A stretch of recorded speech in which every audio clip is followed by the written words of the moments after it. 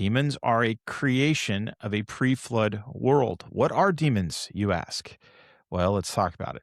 So we can see this in 1 Enoch 15, verses 8 through 11. Now remember, we had the Watchers. Because of what they've decided to do by this particular point, God has instructed some of the other archangels to bind them up, and they are in prison for the most part, and they've been taken out of commission.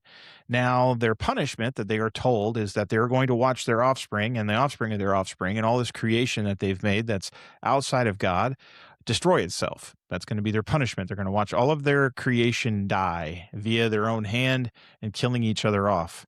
And then to finish things off, God's going to make sure everything's done by flooding the earth and having the flood, and we're going to reboot mankind. Creation, effectively, is what's going to happen. So that is where we pick up in 1 Enoch 15, verse 8. And now the giants who have been begotten from body and flesh will be called evil spirits on earth, and their dwelling places will be upon the earth. Evil spirits proceeded from their bodies because they are created from above. Their beginning and first basis being from the holy watchers, they will be evil spirits upon the earth and will be called evil spirits. But the spirits of heaven have their dwelling places in heaven, and the spirits of earth who were born on the earth have their dwelling places on earth. And the spirits of the giants who cast themselves upon the clouds will be destroyed and fall, and will battle and cause destruction on the earth and do evil.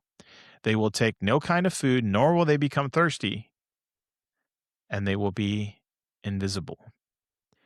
That is why a demon always needs to inhabit a living body or a body of some kind. We never see demons just by themselves. They're always disembodied spirits. That is why they possess people, because they do not have a body. So ultimately, a demon is a disembodied spirit of one of these offspring, Nephilim. That was the punishment.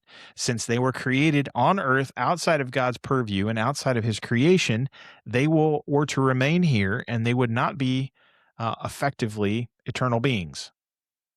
Okay? So that is the punishment and what a demon truly is. We're going to get even more on that here in just a moment. But we can see this in the book of Jubilees as well. Jubilees 10, verses 1 through 3. In the third week of this Jubilee, unclean demons began to lead astray the children of the sons of Noah. So this is now after the flood, right? But I wanted to bring this up because it highlights more of what we're talking about of the origin of demons. And to make them sin and to destroy them. The sons of Noah came to Noah, their father, and they told him about the demons that were leading astray and blinding and slaying his sons. And he prayed before Yah, his Elohim, and said, Elohim of the spirits of all flesh, who have shown mercy to me and have spared me and my sons from the waters of the flood, and have not caused me to die as you did the sons of perdition. For your grace has been great toward me, and great has been your mercy to my soul. Let your grace be lifted up on my sons, and do not let the wicked spirits rule over them, or they will destroy them from the earth. But bless me and my sons so that we may increase and multiply and replenish the earth. You know how your watchers, the fathers of these spirits, those reprobates we just talked about, acted in my day, or sons of perdition, I think is what it said. Sorry. Either way.